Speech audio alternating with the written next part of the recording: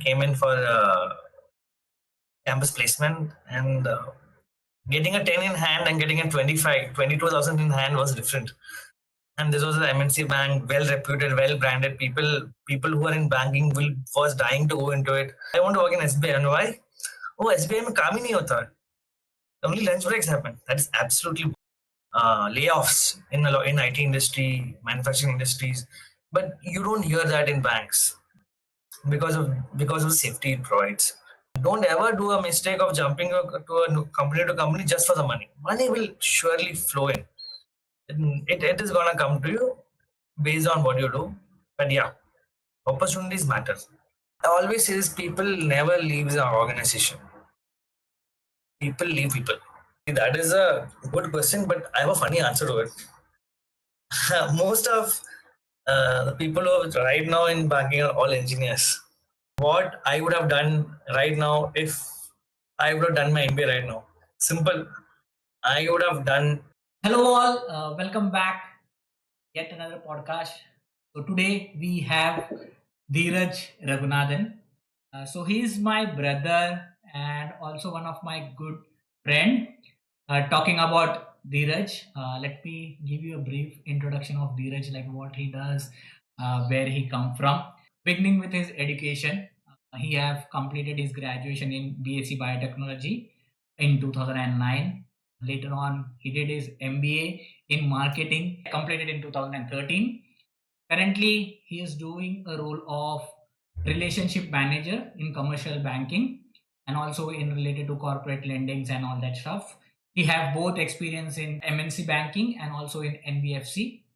So I would hand it over to Dheeraj. If I missed anything, Dheeraj, you can let know the audience about yourself.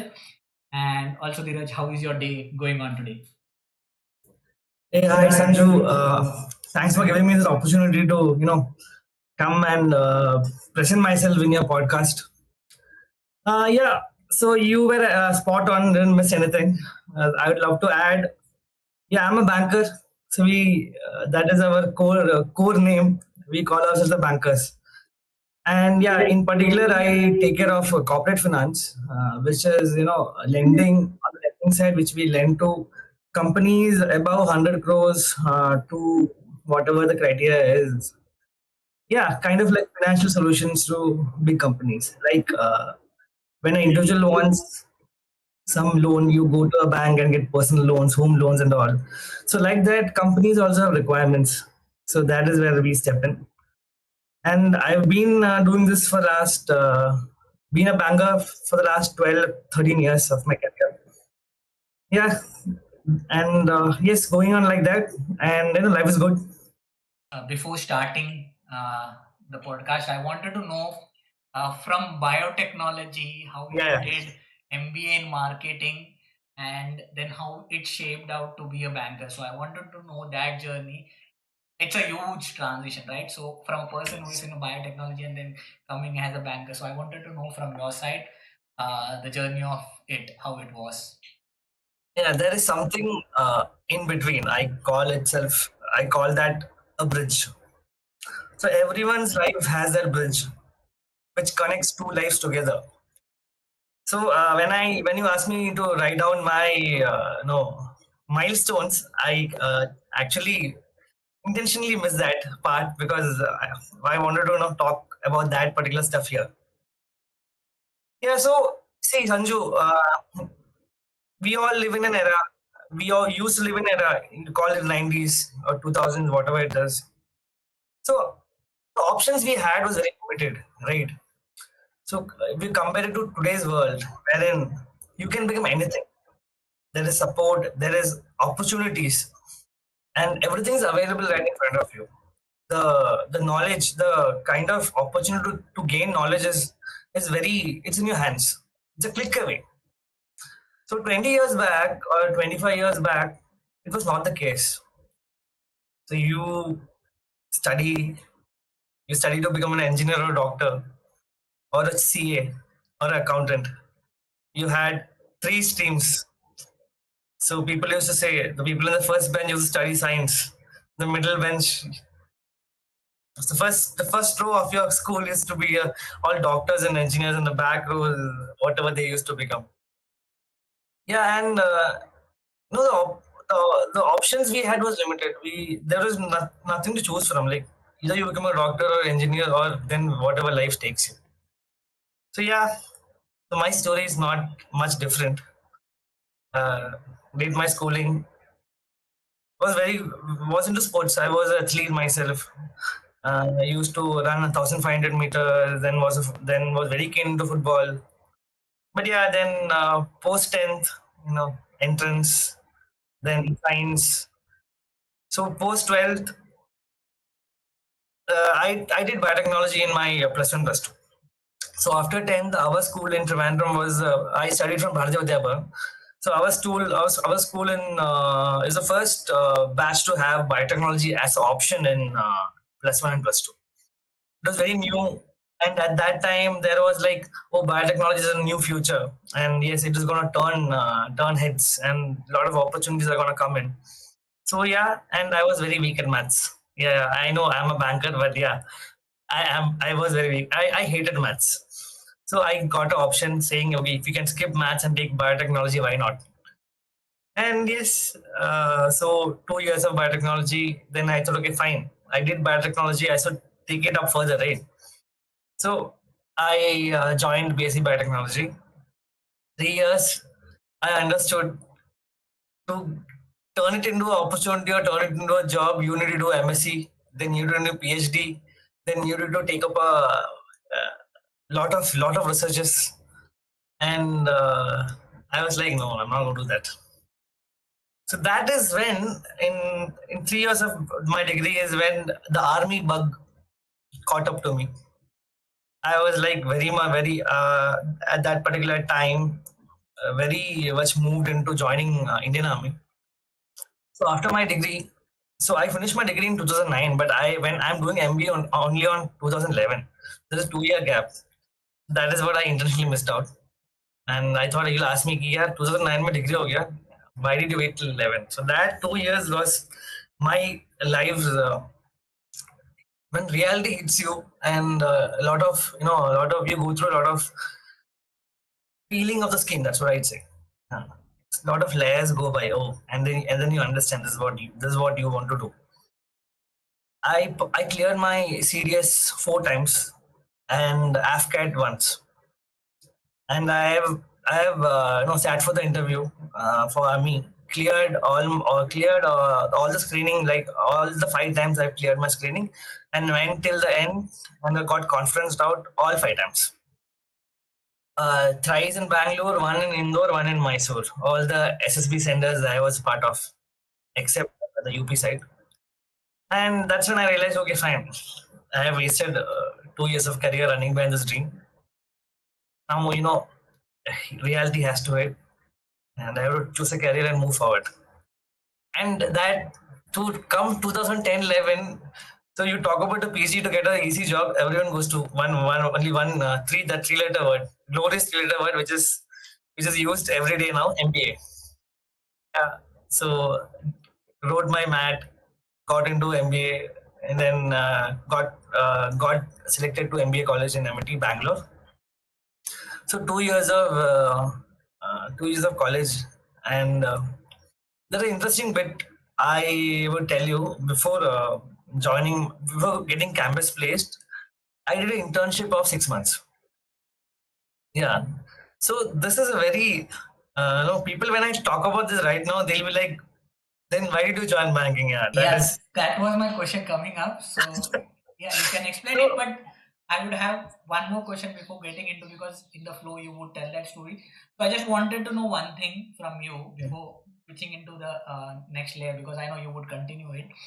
So, when you did the biotechnology and then you took a gap of 2 years, you wanted to join into army, but then you did MBA. Why you choose as like marketing as your main subject? Why you did not choose something else?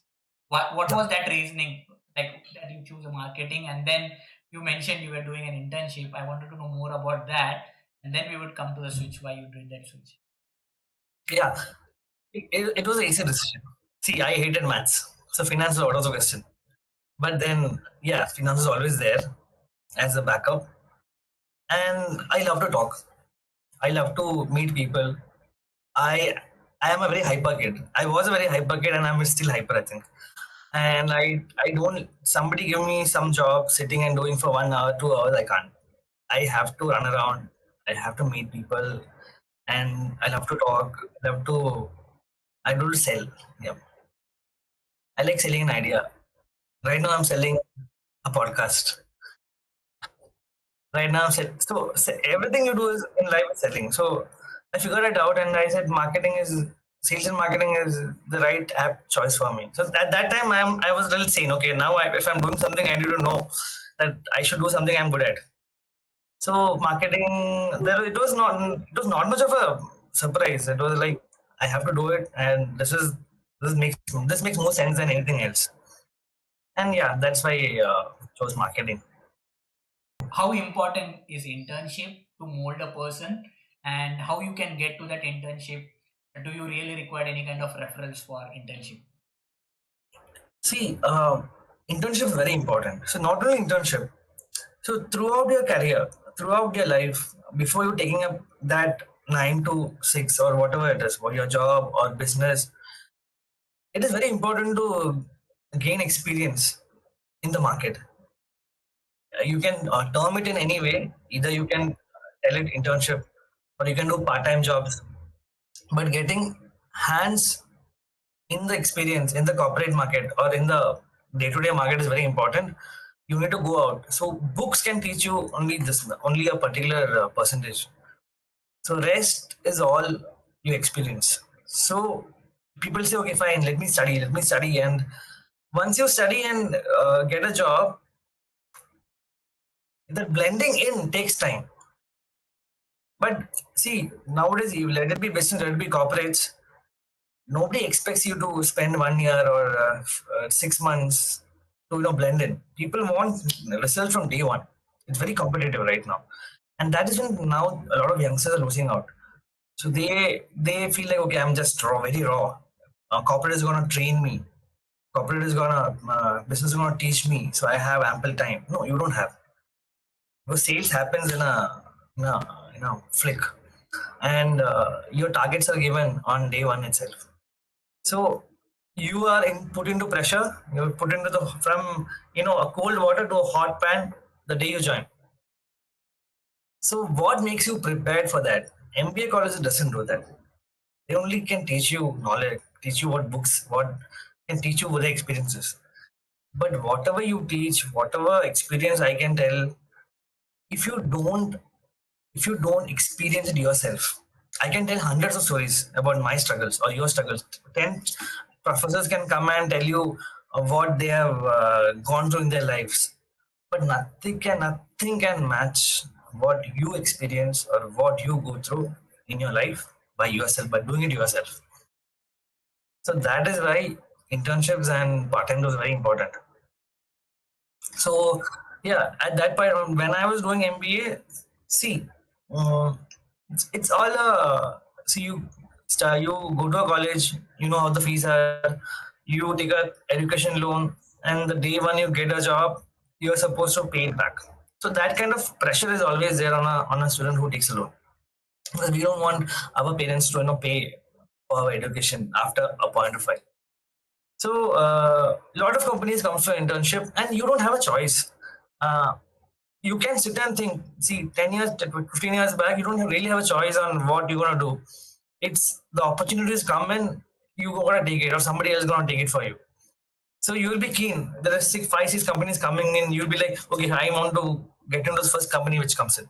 So for me, it was an augmented reality company which came in for internship, and they were paying me good for an internship, and that was like, it was 10K a month, and for me that point of 10K is like, wow, I never seen that kind of money in a month.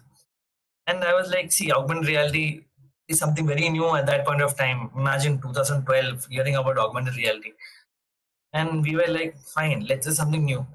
So I remember my biotechnology days. Okay, this is new. Suddenly I'm caught up with that, and this tech internship comes and augmented reality. Fine, I let me explore augmented reality. it was good work. So I used to be part of the Times of India.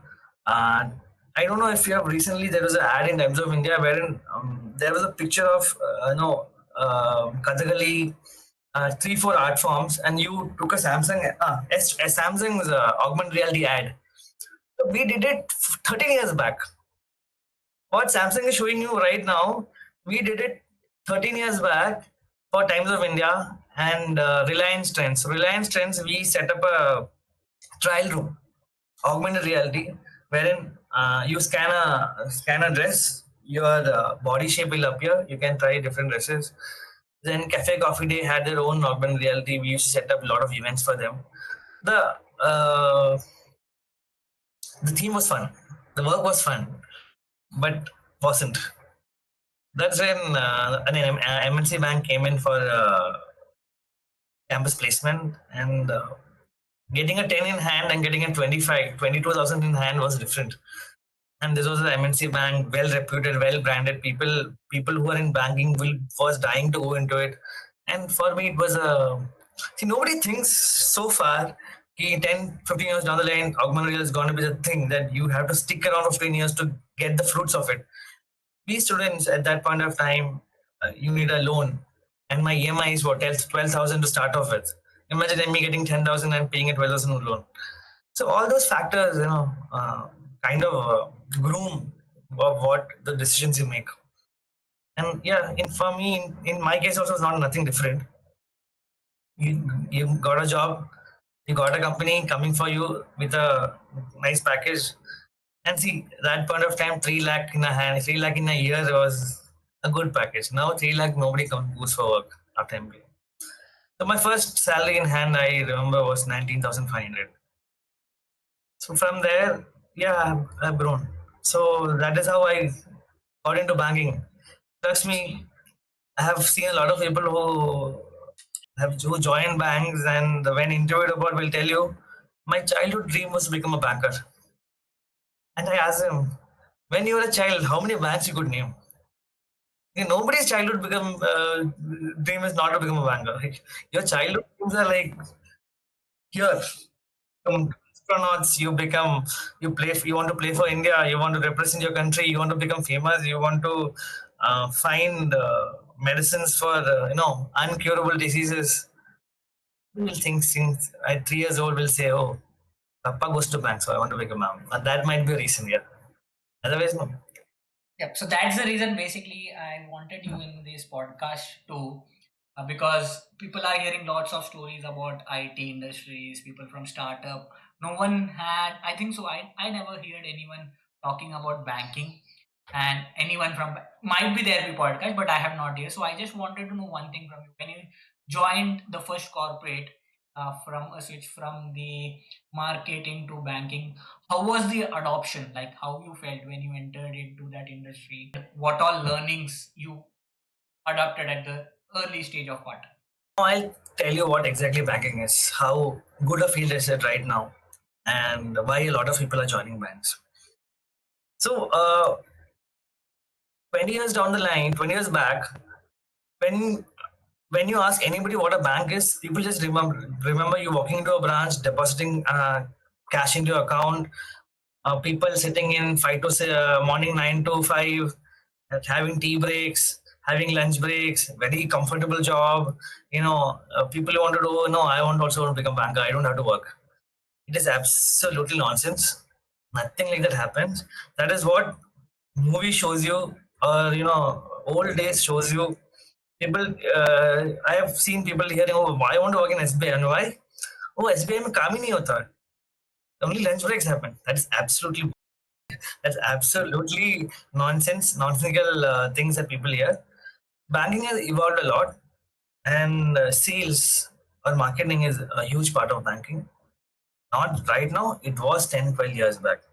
So when I joined banking, it was even I had somewhere down the line same majors. Okay, fine.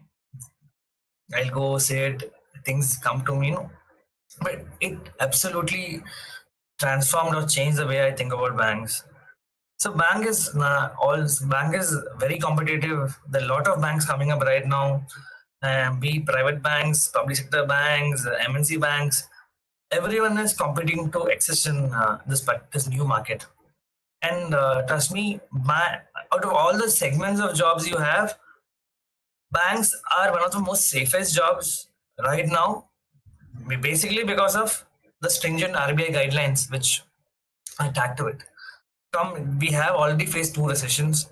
2008, everyone knows how world banks are affected.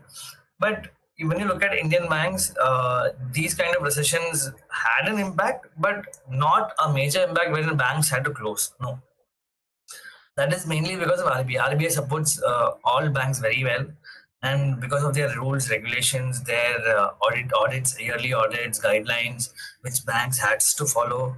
Because of all these, banking is very safe, and you hear a lot of attritions or a lot of layoffs in IT industry, manufacturing industries, but you don't hear that in banks because of the safety it provides. So when I joined the sales department, which was core into credit cards, personal loans, home loans, savings accounts. So what we should run pillar to pillar to get customers to banks.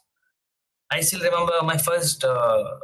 I joined in November 2012 December. I'm standing in front of a huge mall in Bangalore with a small kiosk and selling credit cards to anybody who was walking into the mall. So sales is an art. So anybody who wants to do sales has to be shameless, has to have that ability in mind to talk to people and to convince that what you're selling. I am not. I'm not selling a product. I'm selling my bank. I'm selling my brand. That is very important. You should know what you're selling. And then you should know what to talk, what and where to talk, and how to make a customer stand with you for 1 minute. That is your job. That is my job in the beginning. So see, from credit cards to personal investments to dealing with HNIs, ultra HNIs, CFOs and CXOs of huge companies, which people are seeing news.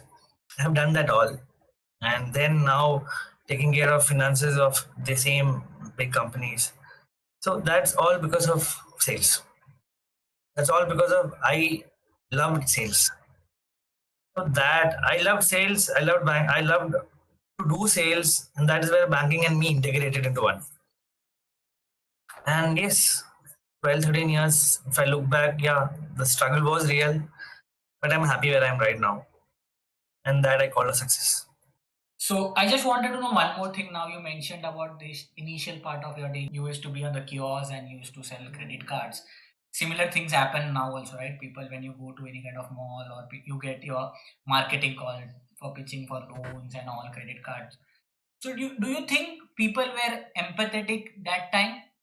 And because now people gets frustrated because of this call, right? They just ignore you, and on the call itself they cut your call and all that. So how was that situation when you joined like 12 years back? How empathetic people were, or still people are not empathetic? What's your point on that? So Sanju, did society evolve? I don't think so. See, that is what you're talking about is humanity. See, you take 100 people, five might be empathetic till now, till then, maybe going forward. Rest are not. See, we all are frustrated individuals at the end of the day, right? So we go to a mall or we go to a place to chill, to relax. When in that particular space, when we barge in to sell something, people get frustrated. But that is what I told you in the beginning about sales. You have to be shameless because at the end, you are being paid for that to do your job. Sales is not cut for anybody. If somebody comes tell me, oh sales, so कोई भी कर सकता है. Sorry, यार. Then go and do it.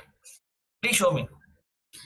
See, you need to be very confident, not only in your words, the way you approach, in your face, in your tone. You have to be 200% confident to do sales. 100% won't cut it. And imagine on a mall you're going, people 10 people won't even give you a glance. They'll be like, Shoo. No, no, I'm not interested. They don't even listen to what I'm speaking. See, I even do in uh, right now with 13 years, I even do cold calls right now because I love doing cold calls. Sometimes people, the moment I start, they think I am from a call center, but sometimes you change your tone and you tell your position in the bank, you tell what I do, then they listen. Oh, this is not a call center guy. He's somebody senior calling me. Let me better listen to them. So it hasn't changed. Maybe people are aware. So 12 years back, people are not aware what this is. Okay, if I pitch a credit card, oh, something new, or this bank, oh, something new. Let me listen. And we used to have the gifts. If you apply for a credit card, we used to give customers might be 100 rupees gift. That's it. Not something like an iPhone or something. It might be even a 100 rupee earphones or a pen holder or pen, something like that, just to hook the customer into listening to you. So I'll say, sir, if you apply for a card, I'll give you this. Then they'll be, oh, fine. I just have to write the application. Why don't I try this? So these hooks are always acquisition hooks, we used to call it. So that is available right now as well. So not so. What if you ask me what changed? Yeah, people are not aware. So I go to malls. I still see people in kiosks selling cards, but now I know. I already have a card. Now I know what they're selling. If I want, I will go. If I don't want, I will not. So now it has become difficult, more difficult because you have to. So earlier, I just had to sell them their first card. Now I have to convince them, or anybody who's selling a credit card will have to convince them ki why me, why my card, because you're already holding one. Why this card is better than what you're holding. So that convince that knowledge has grown. That knowledge has grown. Hence, you need to be a little more qualified or more creative to sell right now than what it was 10, 12 years back. But yeah, people are same. If you have time, they listen to you. If you don't have time, if they don't have time, they will not listen to you. Yeah, some, as you mentioned, empathy, right? So you meet 100 customers, one empathetic fellow will come and see, I don't want to say no to this guy. He sees very tired, or he might be earning a living with this. Let me just give my ears to them. One customer, two customers in a day you will find. Otherwise, you won't. For all the viewers who are seeing this podcast and also listening, can you just mention what is the difference between the normal banking and corporate banking? People might be confused, like you're doing corporate banking. What is that? What is normal banking? As you mentioned earlier, people used to only go and deposit funds in bank. That was their earlier thinking. So I just wanted more clarity on that. What is the difference between a normal banking and a corporate bank? See, it's all terms in banking. So normal banking, what we call in our daily life, is branch banking. You go to a branch, you see those employees sitting in a branch doing the day-to-day activities like opening a savings account, opening a current account, then depositing cash, or sitting in a counter, being a teller, they're accepting cash, then running that particular branch. So be it your fixed deposits, be it your daily cash handling. So all those, be it your personal loans, be it your credit cards, be it your savings account, operational issues, transactional issues. So all those are covered under branch banking. So your day-to-day steps you see in a bank is that. So corporate banking is something is entirely different. We don't work out of a branch. So corporate banking has always have different branches. We deal with corporates. So corporate banking we deal with corporates. So all kind of corporates comes in. So you have a SME division which deals with companies, small companies. Then you have mid and large, which deals with big companies like your Reliances, your Adanis and all. So based on your turnover, criteria emerge, division emerges. So you see, right? Like I said, financial advices for individual, we give financial advices for big corporate. Simple, it is like you compare mobile phones, right? We like the iPhones of the bank. How you build that trust with the corporate for long term, with any kind of corporate clients, and how your role is specific to that, to building a trust as a financial advisor, because right now Like, there are lots of fake things going on, as you know. And how you build that trust, I just want. see, first of all, it's a brand which talks. So I represent a brand. You trust the brand, you half your job is done. So example, let me redefine that. Yeah, if I am representing Reliance, if I can tell I work for Reliance, subconscious in your subconscious mind, you are half sold. Okay, this guy is from Reliance, so yeah, he is. I'd have to. I know it's a good brand, so half my job is over. Now then comes my talent and my knowledge. So what, how I speak, how knowledgeable I can be to the listener. So see, on a meeting or on a client meeting, you don't talk, you listen. That is a very important point. I have seen people given opportunity will start your slideshow. I'm this, my brand bank is this, your product is this. You speak for 20 minutes, you put out all your cards out in front, then your customer is like, okay, fine, sure. I don't have any requirement. So it is very important to listen to your customer first. Be it on a in very individual scale. If you're meeting a, let's say, kirana guy and pitching him a savings account, or you're meeting CFO of a Reliance and asking him for his views. So you need to listen to him. He will only give you a solution. So my first line will be like, "Sir, I love to hear about yourself." And he'll tell about his company. He'll tell about his company's performance for the last 2 3 years, the product. And when he when he talks, listen very carefully, because he will only give a solution while you're talking. Then I'll say, "Oh, fine, sir. This is what you do." Then I think this makes more sense for you. So conversation. See, you can't crack a deal in one go. You need follow-ups. You need, sometimes take 6 months, sometimes 1 month. If you're very lucky, it happens a week. So yeah. So you need to be patient as well. Patience is virtue. So patience is very key in sales. Any challenges that you faced in your entire, like in this banking, and you have a wonderful story about it, so that the listeners can listen it and see how the challenges and how you tackled it, and then you provided a solution for that challenge. Yeah. See, since my job is very confidential, I can't tell any client's name or any transaction, but I can give it's you a story. it's okay, I it's can, okay, you can pitch in at yeah, anecdote I like can give you a that. story. Yeah. This story is very good, and this is like one of very rare things happened. Yeah. So while I was in Mumbai, there was this client I was dealing with from the film industry, and I could crack this deal, and an X amount was. I didn't know that it was what it was. What it was. I was just like, normal call. I met. We are speaking. They are like, no, we are not looking for anything. We are our own funds. We are domestic, so there is no international funds required.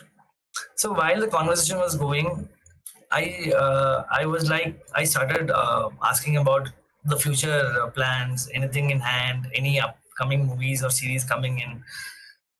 So he was not indulging much. Then suddenly somebody walks in, very senior guy, and everyone knew him. If I tell his name, you'll all be surprised, but I can't tell his name. You'll guess. And very familiar face walks in, and he was like, "Yeah, what is going on?" I said, "Yeah, these guys from the bank, and we were trying to explore any future projects or any happening or." And I was just telling him no, but he's like, "No, we are doing a tie-up with a US production house. So why don't we explore that?" And this guy, "Oh yeah, I forgot about it." And suddenly we both sat. A very informal conversation suddenly started at a 6 million kind of a conversation, and things started headaways, and suddenly we were into a serious transaction discussion. And within 1 month, we closed the deal, and almost 10, 15, 20 crores was closed. And we all surprised, and everyone was surprised. Ki, yeah, because I went with no hopes. Because these were like cash rich guys, don't have any requirements. Got a cold call saying, let's go and meet him and come. So that's what I said. Why conversation matters. You'll never know what pops up. So when it pops up, you need to catch hold of it. Otherwise, it's an opportunity to pass by. So you need to be very keen, listen, and you have to react as well. Just by listening doesn't solve your problems. When you listen, you need to be alert, and a word might turn your day or turn your month. So that's why I said listening. See, by listening and making me wait, I got an opportunity to close a big deal. So that is always one scenario in my life which I'll never forget, because that was a huge deal at that point of time in my life, and from very unexpected sources. So a lot of stories are like that. But yes, so that's why always whenever I see people or new joinees, I always say, you don't by heart what you want to speak and go and meet a client. You should know what you have, what your products are, but when you meet a client, see, give space for him to open up. If you don't give him that space, you will always come back with an empty hand. Yes, that is very important. So now you mentioned like for an example, a newcomer who comes up, they always Mhm. have that bookish knowledge or the textbook knowledge, and they try to mug up things and then present in front of the customers. The youth who is listening this, not in related to banking, I wanted to know how they can mold themselves in the while they're studying itself. There are different types of scenario that goes around themselves, right? So how they can mold themselves to be a better person and just not stick to the book, and they can explore outside it and present themselves in a better way. Networking. See, you are only salesperson if you have good networks. You have to you have to absorb everyone's experiences around you. So you join a bank, you join any firm, any sales firm. You will have the you will have a hierarchy. So it's very important to have a connect with everyone so that you can learn from the experiences there. See, you do buddy calls, you go with them, and you see how they talk, how they pitch, and see, you need to learn from real life examples to understand in a situation what you will do. Rest is your reflex. See, that, as I said, you can only gain the experience by listening. But out there, when you are on your own, it is your reflex. It is your talent which comes in. That comes with confidence. See, you are not like I still remember my first call, first meeting. It was a disaster. I was stammering. I was like kind of underconfident, and I didn't know what I was speaking. But that's how you learn. You learn on the go. You learn on the go. Life is like that. You fall down, you stand up. So you see, the very important thing is, see, I can quote this anywhere, and then this is very important in your life. You fall down. You have to fall down, because when you are growing up, also you will learn to walk by falling down. So in your life also you will fall on in a lot of scenarios. You will have your worst months. You will feel like, and I've done nothing. But you need to wake up and say tomorrow is a new day, and you need to rub off and learn from those failures and walk ahead, because failures can teach you a lot. But it's very important to learn from failures. What, for example, you did a call yesterday which was not good, but what did you learn from that call? Why did it was not good? You need to evaluate. Okay, these are the words I use. Maybe I shouldn't use these words. I should alter my sentence or bring in new words so that the customer is listening to me. So these small changes you do every day will make, one day it will make a big change. So every day is a small change. So you do these small changes, and one day you be a changed person, and you be a skilled person. You be very confident, and you know where to go right now. So that is how you we all say learning on the go means every day is a learning, and after 10 years you that you have a learning of 10 years in front of you. It's like a journal. When something goes wrong, you know, oh, 10 years may I have, see, something when it goes wrong right now, I know, oh, this has happened to me before. This is a solution. So it comes to you like that. That's why experience matters. But experience should matter. It is not like, "अरे मुझे भूल ही गया यार मैं 10 साल में क्या किया था." Then it doesn't make any sense, right? And when was that one day for you that made the change in your entire career? I can't pinpoint one day, but every day was a challenge. So at least the first 2 years of my new job, my corporate experience was very new for me. At least first 1 year was very crucial. I was a very I was too much into sports. You ask me, was I a very nerdy, bright student? No, I wasn't. I would always give preference to sports than academics. So suddenly I was put into a place wherein, numbers, performance, day to day, everything is tracked. So it took me some time to get adjusted. Well, while other people were like in cruise control mode, I took my time. I took my time, and when people were even quitting in 1 year, 2 years, I stood there. So my first job in my first bank, I did for 8 years. In 8 years, I known people who have skipped 4 companies. But I said, see, I'm learning. Let me learn. So after I quit my first job after 8 years, the interviewer who told me, "You're a loyal guy because you stood for 8 years in your first job. So I don't have an issue in giving you a job. So your CV looks good.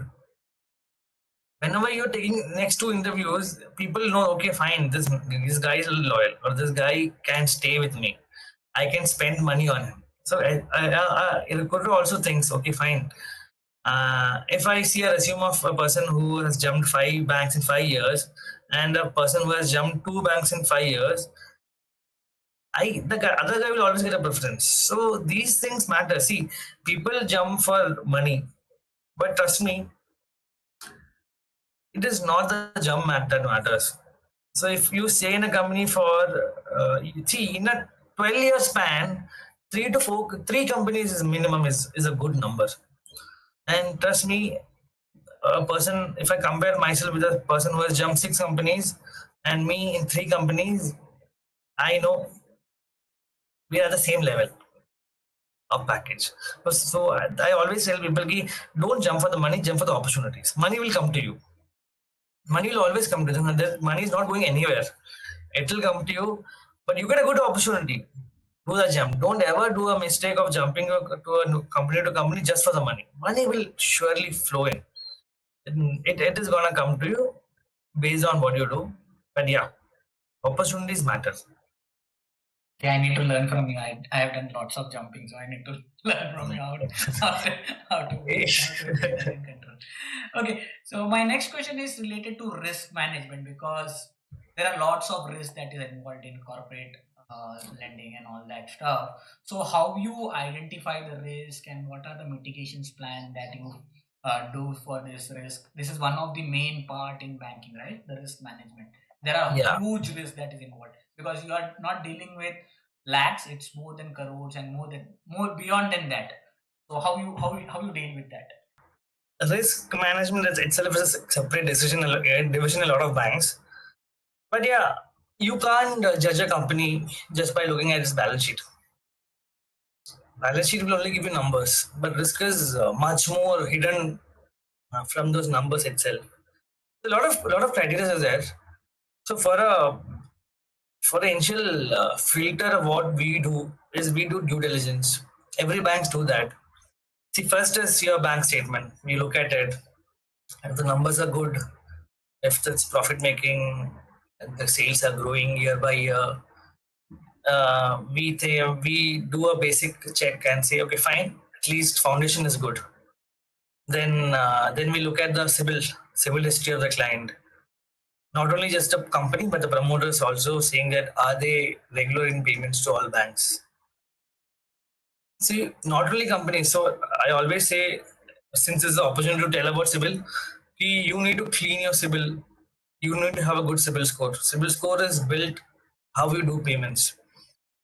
be it credit card, be it loans. Don't ever make delay.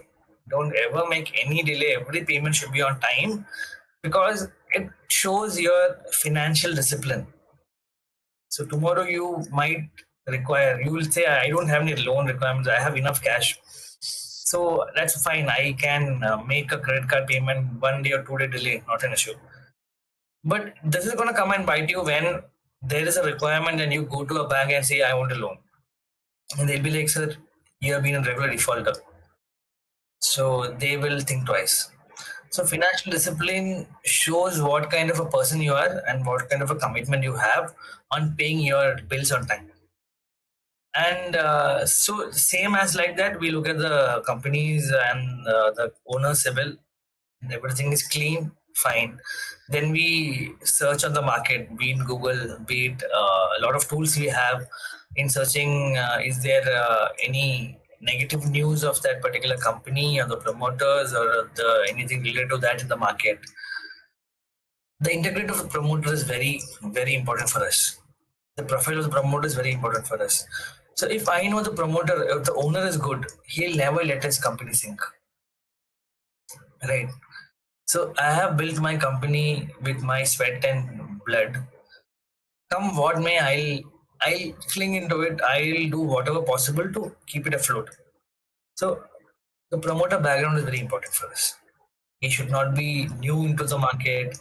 He should have a history. He should have experience dealing with these the particular industry which he's dealing in, and that is where we call take a call. So the number, the CIBIL, the promoter history, then the ability to pay back the loan, what the cash flows.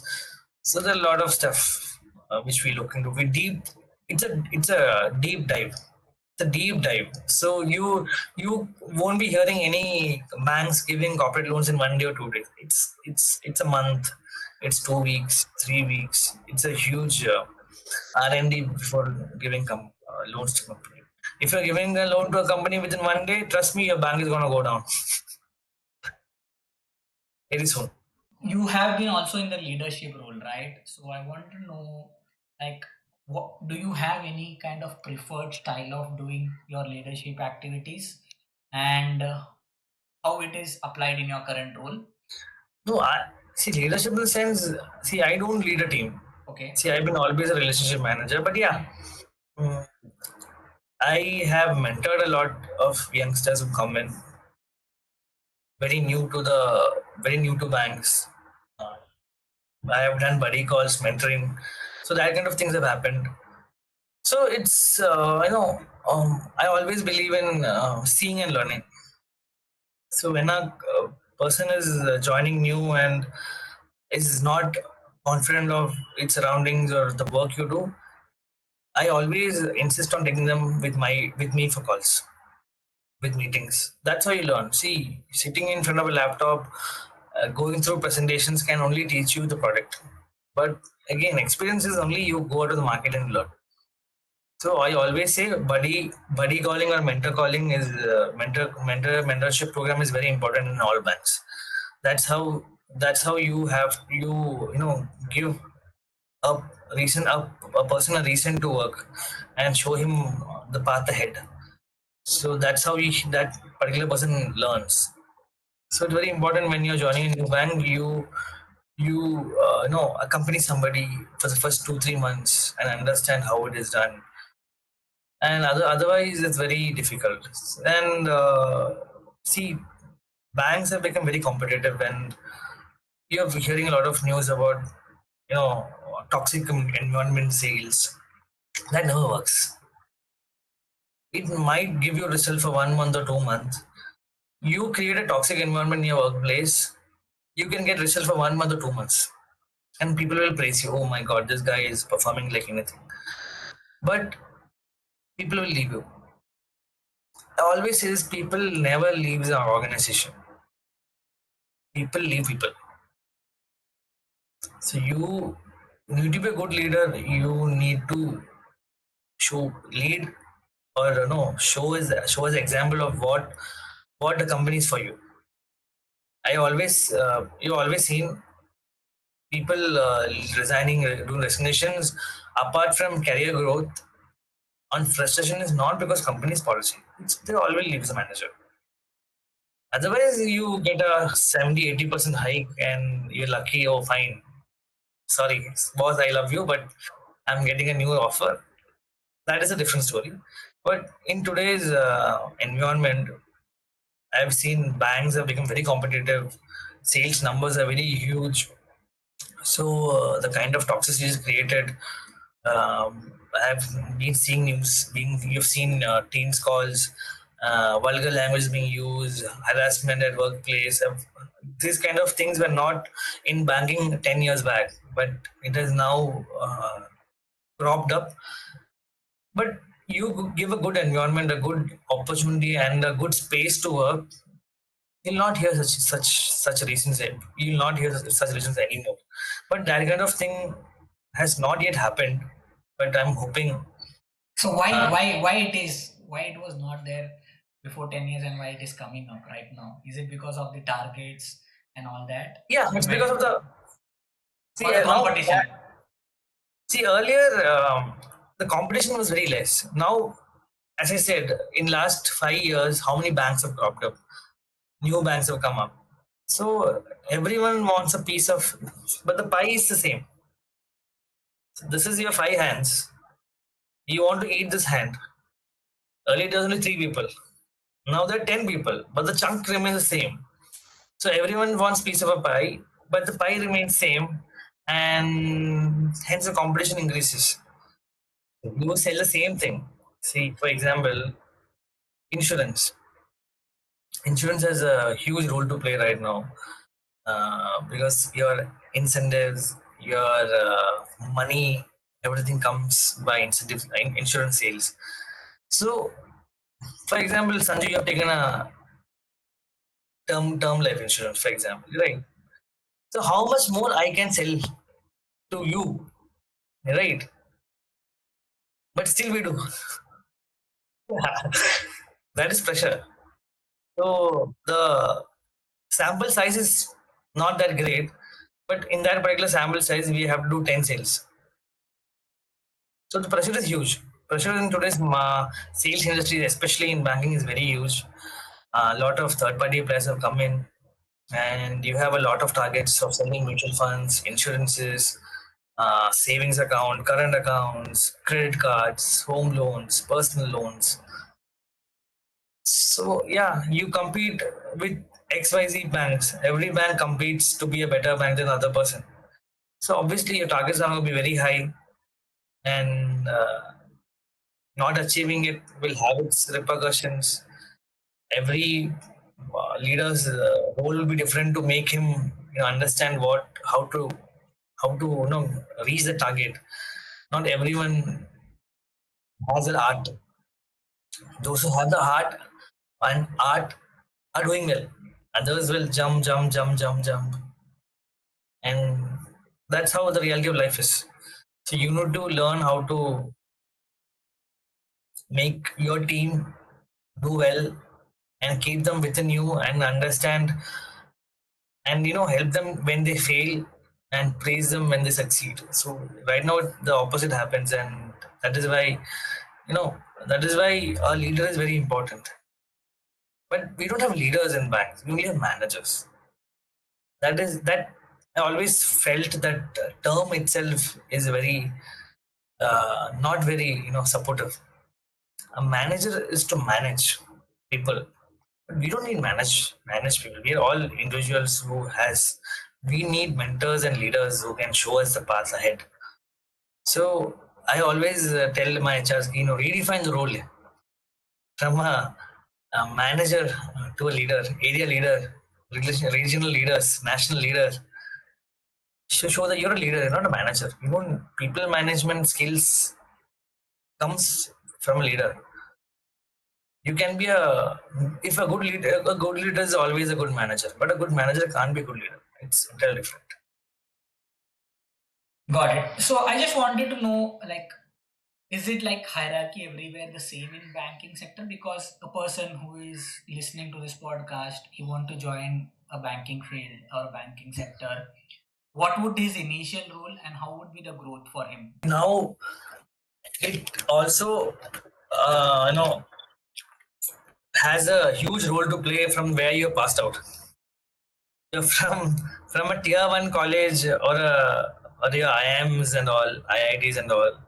You directly get exposure to a middle management level soon or a senior management level soon within 1 or 2 experience.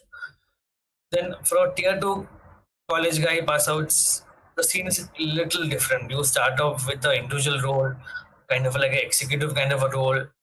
Then you need to literally grind in your 2 3 years to get into a team management role, and from there it's always how you perform. See in banking you can even do a 50-year career without managing a team. So that means you can be a relationship manager all your life. I've seen people making huge money by just doing uh, managing relationships of your banks, of the clients, and they're happy with that. So everyone see that I love those people, because they know that individually I'm good, but yeah, everyone can't be a leader, or everyone doesn't have that, ability. So it is very important to understand: am I a good leader or am I a good individual player? There's nothing wrong in it. Nothing wrong in it. I have seen relationship managers or individual people doing individual roles in SVP, senior vice president level in banks. There are opportunities for them in banks. It necessarily is what mistakes people do is that how I can grow in my career is, yeah, now I'm an individual guy. I'll now soon manage a few people. If I'm good at it, I'll manage a area, then a region, then the whole country. Yeah, if your ambition is like that, if you know that you have the skill set, thumbs up. But if you know, see, all my life I've done individual role and I'm good at it. I don't know how to manage a team. Maybe I'm not a team guy. Don't do it. Or you want to try your luck, try it. If you are a bad manager, please come down. Don't spoil lives. You need to under you nothing wrong in it. You can be successful by standing alone and by leading a team. So there is nothing specific written key. You are a bank. You are only successful when you become a CEO or CFO of a company. No, that is very wrong notion of success. You can be even successful by not becoming a CFO or a CEO of a firm. You can be successful by become a sales guy with the X amount of package, with the X amount of success in your life, with 15, 20 years, and doing a decent job, and be in an individual capacity. You can be successful like that. I know a lot of people. So it is very important to know what you're good at. And it won't come easily in 1 2 years. You'll take your time to understand where you fit in the scheme of things. So that to have the realization is very important. I always say, see, you can only become one CFO. Only one CFO is there in a bank. If everyone aims to be a CFO, then what will other people do? So that is why people understand. Okay, fine. CFO is CFO. I don't want to become CFO. I'm happy with being a vice president or a AVP in an organization. Yeah, everyone's ambition is different. Everyone's perspective is different. Everyone doesn't run a marathon to become a gold medalist, right? Some run for the kick of it, some run for the passion of it, some just run to finish it and show that I have finished it. That's how it is. Dheeraj, I wanted to know what is the future of banking. Why I asked this question, because I know it is a bright future, and how people should come into this. What are the education path they should channelize, and how they can get in more into banking. See, that is a good question, but I have a funny answer to it. Most of the people who are right now in banking are all engineers. They're all BTech passed outs. So if you ask me what you want to learn, you can learn anything and become a banker. Yes, you just need the right skill sets. I have seen people, see myself, I have did BSc Biotechnology and did MBA and came. A lot of people who did BTech and did MBA and came. So see, MBA is a primary criteria. You need to do MBA, then you choose. ऐसा कुछ नहीं है कि आपको MBA में जाके you have to learn finance marketing और banking to become a banker. It's all about your passion. See, when you do something, do it with passion. When you join bank and you want to be a banker, you need to have that inner burn to run along. You want to be in IT industry, you need to have that. You need to know the industry and you need to learn on it and have that passion to work. That passion and that heat or that ignition is very important. And yeah, the future of banking is very very good, especially Indian banks. As I said, RBI is very strong. Is like a guardian angel, so it's always safe. And banking is evolving. Digital banking is coming in. See, when you say banking, it's not about finance. You can be a marketing guy and sell your bank, do ads, do a lot of marketing campaigns for banks. So there are a lot of opportunities. There are, I know data scientists, IT guys working in banks, in developing softwares for banks. So banking is an industry which has everyone, from an engineer, from a IT guy, from a core finance guy, a chartered accountant. You have everyone in a bank. So banking is a vast field that you need to choose where to get in Mhm. which field you want to be in a bank. That is very important. I have people from IIMs, IITs working with us in different marketing campaign, launching. Let's say, example, you need to launch a credit card. The whole marketing team is working day in and at night to start off the marketing campaign, right? So that age old idea of you do your accounts, you do your commerce, and you can join a bank is gone. Now people are coming in. Now AI is getting integrated in next 2 3 years. It is a year of AI. So AI is getting integrated a lot of softwares, a lot of apps, and smart banking is a way to go. Now you can open an account by just 2 3 click of a button. So banking is evolved and it will keep evolving. So yeah, the future is very bright, and a lot of opportunities are going to come in banking in different sectors, be it marketing, be it finance, be it retail. So yes, we'll never know. Tomorrow, FMCG company will come and start off a bank. Yeah, so that's my next question to you. So initially in the podcast you mentioned like there were no options of studies and all stuff. People always used to think doctor, engineer, and Yeah. all that stuff. So 15 years back, like almost 15 years, like 13 to 14 years back, you have done MBA. So if you were in the right now in 2024, would you have done MBA or not? Or MBA is just a degree? Because for me, it's just a degree, but I just wanted to know from your side how what is the aspect on that? So I'll answer the question two parts. So one is, see, you ask any guy who does MBA right now itself, why do they do the MBA? They don't have an answer. They don't have a right answer to that. They'll say career opportunities. Somebody say, I did my degree, I would need to MBA for to get a good salary. But after some time, salary is just something which you don't even remember. It's just a one day affair. 31st aa gaya, salary aa gaya, you just forget about it the next 2 days. So yeah, MBA has become a kind of a style statement. I need to do MBA, but the kind of options now it has created is different. So now I know a lot of people who do masters, go out of country, do masters and come back with a better package than a MBA guy who does MBA in India. But so to answer that, yeah, MBA is just a degree. That's it. To answer your first question, I have a very clear vision in my mind. I always used to think what I would have done right now if I would have done my MBA right now. Simple. I would have done sports management. Got it. Yeah. Simple. I was that's what my passion lies in. That's my where passion is. I do something done something on the sports management, be it athletes, be it team, and got an opportunity for a club to manage them, to work around them. I would have closed my eyes and taken it any day. So right, that's what I said. Right now, opportunities are very, very huge.